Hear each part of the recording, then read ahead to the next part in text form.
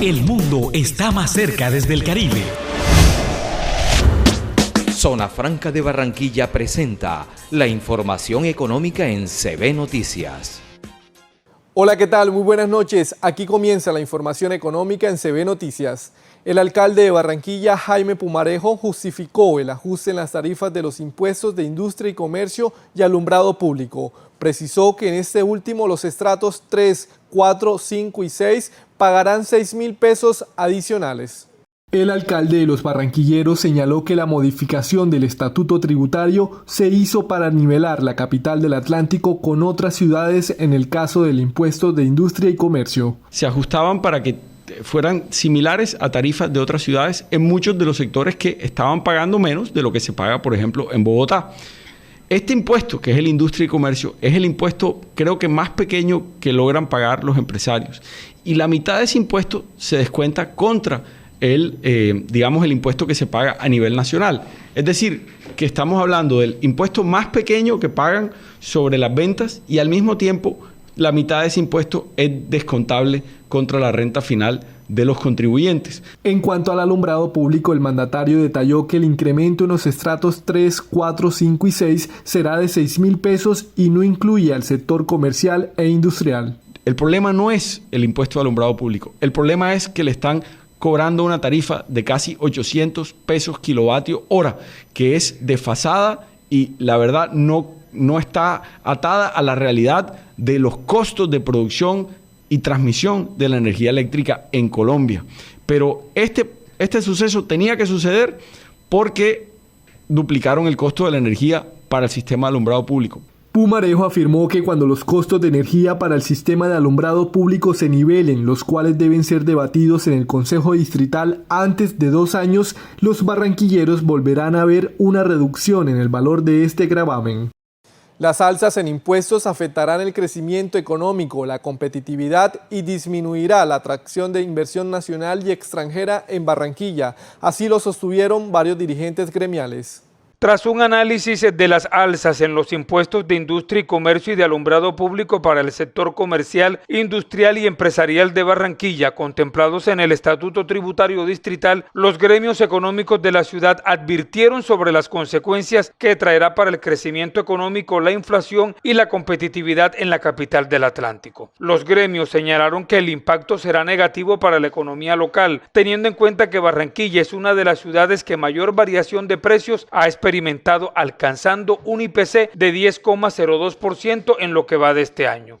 Y con este aumento del ICA y del alumbrado público, el distrito saca de competitividad no solamente al sector empresarial, sino que a la vez hace poco atractivo nuevas inversiones. Efraín Cepeda, presidente del Comité Intergremial del Atlántico, señaló que 15 gremios del departamento hicieron un análisis de la modificación al estatuto tributario donde se analizaron el cobro de impuestos en otras ciudades del ICA y del alumbrado público. Los incrementos tanto en impuesto de industria y comercio como en el impuesto de alumbrado público que quedaron incluidos en esa modificación al estatuto tributario del distrito ocasionarán un impacto negativo en la economía local, una pérdida de la competitividad de las empresas y alzas en el costo de vida en momentos en que Barranquilla es una de las ciudades que mayor variación de precios ha experimentado en un contexto de inflaciones históricamente altas en el país. Desde la lonja de Barranquilla indicaron que los ajustes en las tarifas de estos impuestos parecen una reforma tributaria local. Nosotros no podemos desconocer la situación que atravesamos actualmente. Nosotros venimos de un proceso de desaceleración económica. El último trimestre cerramos en -3, en 0,3%, que fue nuestra cifra de crecimiento en particular. 5 de las 12 ramas principales de nuestra economía registraron cifras negativas. Estamos en una coyuntura muy particular y es que estamos pasando por la más alta crisis inflacionaria de los últimos tiempos.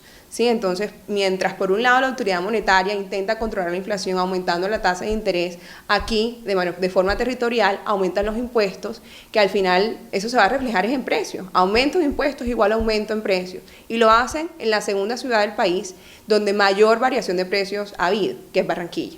Entonces, esto es absolutamente desafortunado porque nos va a restar competitividad. Como desafortunado e injusto calificó Sandra López, directora del Comité Intergremial del Atlántico, la actualización que realizaron algunos concejales distritales al estatuto tributario en Barranquilla. Es inaceptable que los comerciantes recibamos el nuevo año con los impuestos de alumbrado público e industria y comercio mucho más costosos.